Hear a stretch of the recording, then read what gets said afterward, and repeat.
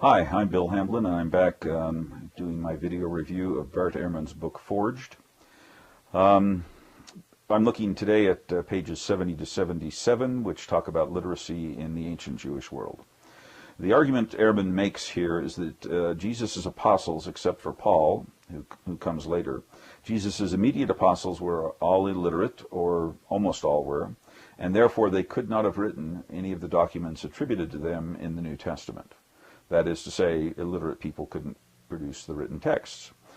Now, he goes into a number of different reasons for this, and we'll look at these in some detail. Ehrman does make a number of valid points in this section. First of all, that literacy in the ancient world was limited. That is to say, at most about 10% of the population were literate. This varied from time to time and region to region.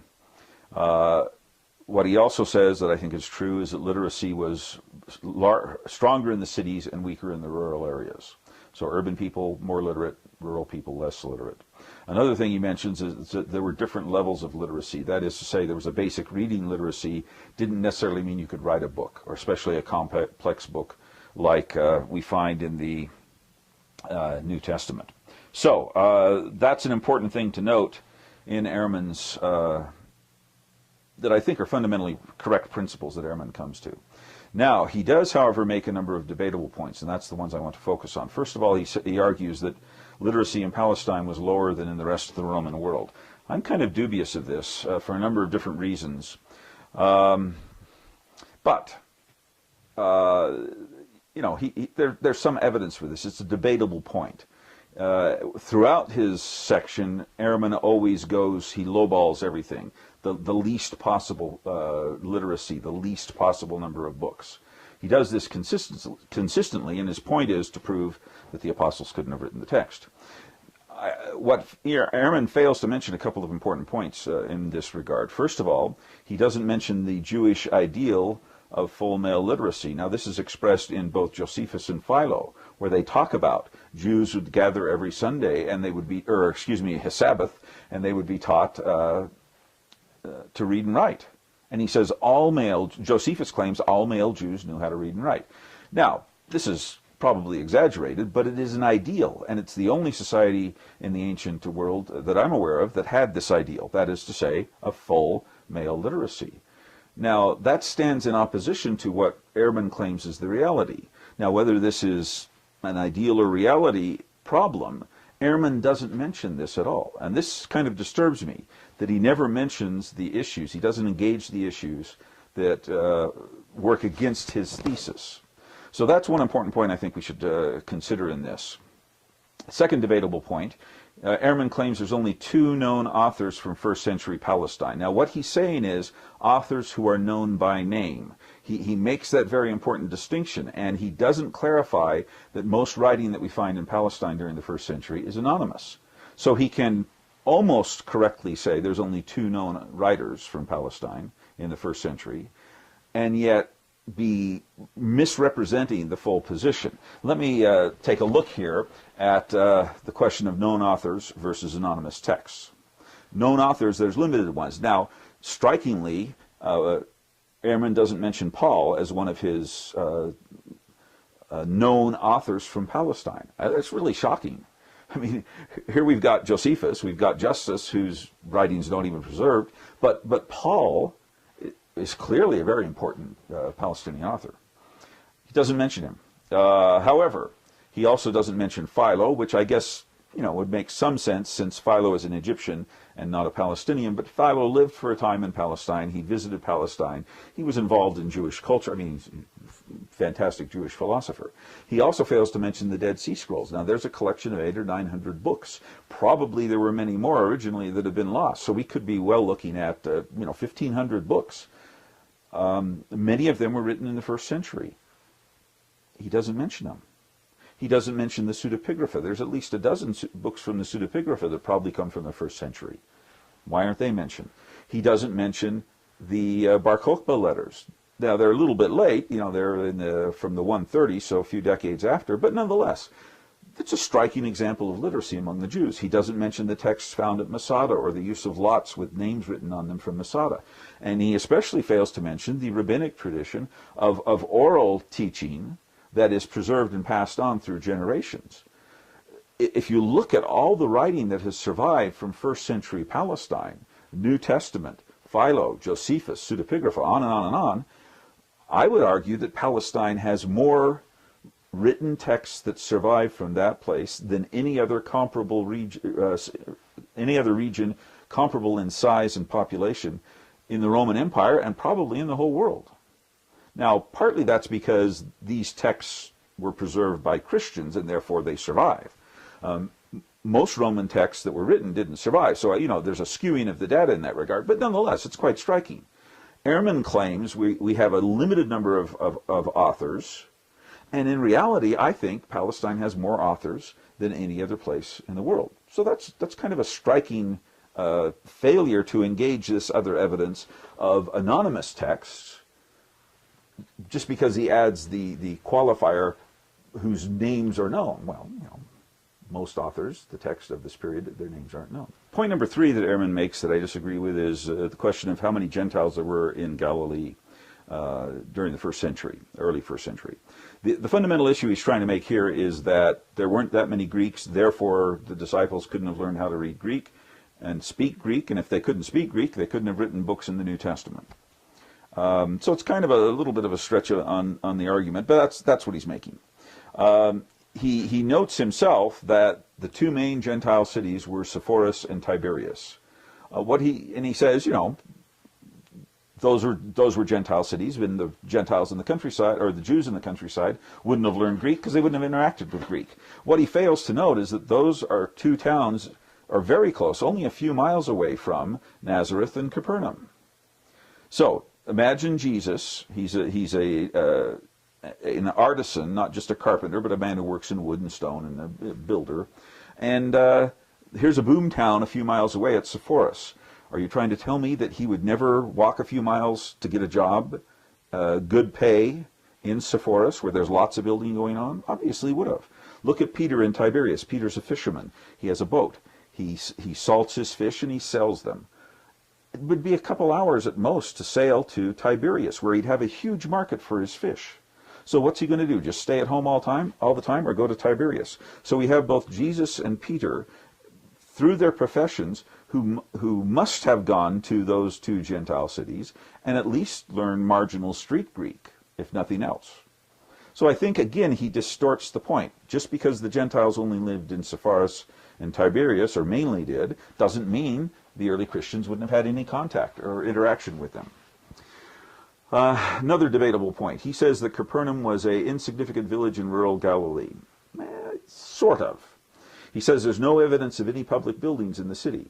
He says there are no Greek speakers and therefore and no literacy. He basically says no one in Capernaum was literate. Now, again, he fails to mention things. He claims there's no evidence of any public buildings. This is rather shocking because we've got the famous Synagogue of Capernaum. Now, he rightly notes in a footnote on page 276 that the famous Synagogue of Capernaum that the tourists see on the site today was built 4 centuries later, that is 4 centuries after Jesus. What he doesn't tell you is that underneath the Synagogue at Capernaum, the white limestone one, there is a basalt one that was there before the 4th century synagogue and was used for a couple of centuries before that. I've included here some pictures of this. You can see in this picture the white stone of the 4th, 5th century synagogue, and beneath it are foundation stones out of basalt. Those are the stones, the foundation stones of the original synagogue that probably dates back to the 1st century as far as we can tell. Here's another view of this. You can see the white stone above of the 4th century synagogue, and then you can see underneath that the basalt walls and the floor of the earlier synagogue. Now, why doesn't he mention that? Why doesn't he mention that there's a synagogue in Capernaum? Apparently there was. I mean, that's the archaeological data we've got. Strikingly, too, we've got the city of Magdala, which was much smaller than Capernaum. Magdala, in just last year, they discovered a new synagogue in Magdala. I got a chance to go in there and take some pictures of it. And this picture you see here on the screen is a picture of the Synagogue of Magdala from the time of Jesus. Now notice, the size of that synagogue is maybe 30 or 40 feet long. It could hold at most 100 people, probably less. This is a small village of a few hundred people, and maybe 100 people could get in that synagogue. And yet that city had a synagogue. Now Capernaum is much larger and much more wealthy than Magdala. And we are supposed to think it didn't have a synagogue? It just doesn't make any sense. If there's a synagogue, and there was in Capernaum, then there are books. There may be just a couple of books in the synagogue, but there certainly would be a book. And if there's books, there's someone that's going to teach how to read and write. So certainly I'm not claiming everybody in Capernaum knew that, but some people could have learned to read and write. Ehrman argues nobody could have. My argument is, certainly they could have. There's a synagogue, there were books, and people could have learned. Now, that doesn't mean Peter did learn, but it's certainly possible. It's not impossible, as Ehrman claims. So Ehrman's conclusion is Peter was an illiterate peasant laborer. He's just a peasant, so he has no free time, he has no opportunity to learn to read and write. In fact, the Gospels present Peter as a person who owned a boat, and his cousins seem to have owned a boat as well. They may have owned several boats. This is reflected, it's expressly stated in Luke 5:3, but it's also reflected in the fact that when Jesus is teaching around the shore of Galilee, he's got a boat anytime he wants. He just, there's a boat. I'm going to take off on the boat. There's boats there. That's because his disciples own these boats. Now, boats were extremely expensive. These are not things that you just go out and make a little canoe. These were big, expensive boats. That meant Peter was middle class or upper class, and hence potentially literate. That is, his family probably had enough wealth to buy a boat, and therefore they had enough wealth to send him to the synagogue to learn and read and write. So to call Peter an illiterate peasant, as Ehrman does, expressly, really misrepresents the evidence that we've got, that Peter was what you call a small business owner. He had a fishing boat, he fished, and he fished not just to provide food for his family, but to catch that fish, salt it, take it to Tiberias, and sell it. So he was a businessman, fishing businessman. Another point debatable is Ehrman's point number 6. The question is Peter illiterate? And I forgot to put the reference there. I think it's Acts 4 or something, where the anti-Christians are calling Peter and John agrammatos, meaning illiterate. Now, Ehrman says this means they were illiterate, and it's certainly possible. I'm not saying it's impossible that Peter was illiterate. He very well could have been. I'm saying it's certainly possible, too, that he was literate. The evidence is ambiguous. So he's called illiterate. Now, first of all, we need to know that that's what the anti-Christians called him. That is to say, the people who were opposing John and Peter said that they're illiterate. That doesn't mean they were right. It may be a slander or a slur on them. But secondly, and I think more importantly, the word agrammatos in Greek means literally he who has no letters. That is, literally it means illiterate. But it also reflects a broader concept of being educated in rabbinic lore. And this is a quote here I've put up on the screen from the Babylonian Talmud, Sota 22a. It says this. This is the rabbi's opinion about literacy and education. If any man has learned the scripture and the Mishnah, this is a little bit later than the time of Jesus, obviously. If they've learned the scripture and Mishnah, but has not served as a student of the learned, rabbi, then he is one of the people of the land, that is, the commoner. So he can know how to read, he can have learned the scriptures, and even studied some Jewish law, but if he hasn't served and studied under an authorized rabbi, he's a commoner, he's not literate. And if he's learned the scriptures, but doesn't know the Mishnah. So he may be able to read and write or read the scriptures and know the scriptures. But if he doesn't know the Mishnah, he's uneducated. That is to say, agrammatos meant one who was uneducated and had in the Jewish rabbinic interpretation, not necessarily that he was illiterate, but could mean illiterate. It's just Ehrman doesn't recognize the cultural nuances of literacy and education in the time of Jesus. Here's another debatable point, and that is Peter could not have gained an education later in his life. He says this is an imaginary idea because there's no adult education. Now what he's saying is, okay, Peter may have been illiterate, he finds Jesus, he follows Jesus, that propels him into literacy. He says this is just a fantasy. What he doesn't tell you is, and again, I'm shocked, this is one of the most famous stories from the time of Jesus. There's a guy named Rabbi Akiva, a little bit after Jesus, who, according to Jewish tradition about his life, was illiterate until he was an adult, and then he went on to learn how to read and write, and learned the Jewish lore, and became the greatest rabbi of the age. Now this, I've listed the references there from the Talmud that talk about this story. Now maybe this is a legendary tale, maybe it's idealized tale, but nonetheless it reflects the idea that a person could learn how to read and write and become a great scholar even if he was illiterate in his youth. So the idea that Ehrman says, well, this just couldn't happen, well, it could happen. I mean, the story is that it did happen.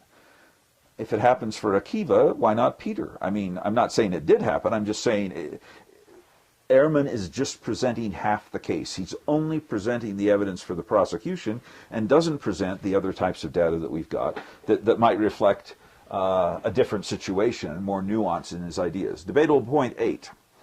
Peter could not have dictated to a scribe. Now he's saying this because if Peter didn't know Greek, then he couldn't have dictated in Greek. And if he didn't know Greek, he couldn't have read the Septuagint, and the letters attributed to Peter quote the Septuagint, therefore he couldn't have written them because he didn't know how to read and write in Greek. Now, of course, we've already discussed the fact that maybe that's wrong. But what he fails to engage is the issue of the scribal class in ancient Judea. I mean, this is everywhere in the New Testament. There's a whole class of people called the scribes. These are the grammates. These are the guys who are professional writers. And their job was, you come to them, you dictate something, and they'll write it out for you. And then if you get a letter or a document and you need it read, you take it to them and they read it to you. They were professional readers and writers. And they would write down anything you paid them for. This is clearly going on. And in fact, we know of things that are dictated in one language and translated later into another language. For example, Paul's letters written in Greek and translated later into Latin. Now, I don't understand why it seems so impossible to Ehrman that Peter could have said something in Aramaic, a scribe could have written it down, and then they translated into Greek for Greek-speaking people, and maybe change the scriptures from Aramaic into Greek so that the Greek-speaking people can, read it in their own scriptures. This happened all the time. It's just kind of shocking that Ehrman just dismisses it with a wave of the hand. There's a whole class of people dedicated to copying things down and, writing them out for you as you speak. And there's a famous story from Origen, who lives a couple centuries after this, that he's said to have, I think it was 7 scribes who would essentially sit there all day long writing down what he had to say. And one would sit there for a few hours with him, copy down his stuff, and he'd go and fix it up and, fix the grammar and make it presentable, and while he continued talking to another scribe. In other words, he's doing exactly what Ehrman says couldn't be done. And he had to have 7 scribes because he was talking so much. Cicero, same thing. He had a scribe who made up a special shorthand so that everything Cicero said he could just dictate, and this guy would write it down. It was a slave of his. This happened all the time. Another classic example of this is Paul. Paul was clearly literate, and yet he mentioned several times in his letters that he's dictating this to a scribe. So even literate people used scribes because they were better and faster writers. So, why Peter couldn't do this, why he is so certain that Peter couldn't have dictated a letter, even if he was illiterate, is just very odd. And in fact, early Christian tradition says exactly this. This is quoting Eusebius, but it's really quoting Papias, who wrote in the early 2nd century. They said that Mark, the author of the Gospel of Mark, was Peter's translator and scribe. That is, say he translated for him, because maybe Peter didn't speak Greek or Latin or whatever, and he also wrote down Peter's teachings. And the tradition is the Gospel of Mark is written by Mark, but as told to Mark by Peter. Now, the church tradition, whether this is right or wrong, it clearly states that's exactly what happened. And Ehrman says it couldn't have happened. Now, Ehrman may or may not be wrong, but he certainly should have mentioned these church traditions that Peter had a translator and scribe. If he's claiming Peter couldn't have done it, he certainly somehow needs to at least mention it and engage it because there it is in the record. That's what they claim happened. So it's really odd. Ehrman also says, point 9, so far as I know, there is not a single instance of any such procedure, that is, the writing of a letter essay for someone else and putting that person's name on it. That is, a student writing a letter in the name of his professor. He says there's not a single case of that in antiquity. It's never discussed. Again, this is, I'm just shocked. Here's some examples of this. The 7th letter of Plato, the letters of Apollonius of Tyana, the letters of Pythagoras, the letter of Plotinus to Flaccus. There's lots of examples of these from antiquity. These are disciples writing a letter in the name of their teacher. It happened on a regular basis, and these are just ones I knew about off the top of my head. I didn't even do any research. So how he can say there were none, it may not have been common, but it certainly happened. So, my major concern throughout this so far has been that Ehrman consistently fails to mention and engage contradictory evidence. That is, there's evidence from antiquity that says essentially the opposite of what he's claiming, and he doesn't mention it. This fundamentally distorts the reality of what the sources say. Now, maybe those sources are wrong. Ehrman could claim, well, they made up this story about Mark and Peter. Maybe it's wrong. But to not even mention it, I think, is a significant scholarly failure on his part, and it does not bode well for his book in terms of the accuracy and the substance of his book. So, this is probably enough for tonight. I'll try again in another week or so with a little bit more.